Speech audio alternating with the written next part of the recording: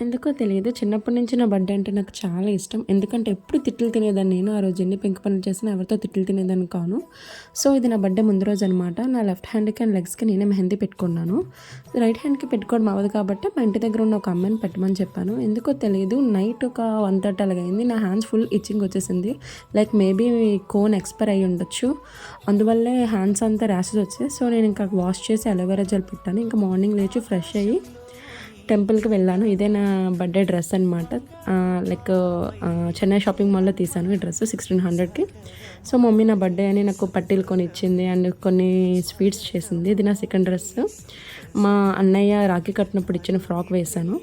So, ఇంకా evening cake cut చేసినప్పుడు నేనే డెకరేట్ చేసుకున్నాను. ఎందుకంటే నేను అందరి బర్త్‌డేలకి ఎవరికైనా డెకరేషన్ చేస్తాను. కానీ నా బర్త్‌డే టైంకి వచ్చినప్పుడు ఎవరు రాలేదు. మనలో టాలెంట్ ఉన్నప్పుడు వేరే వాళ్ళ మీద డిపెండ్ అవ్వాల్సిన అవసరం లేదు. సో, అందుకే నా బర్త్‌డేకి నేనే డెకరేషన్ చేసుకున్నా.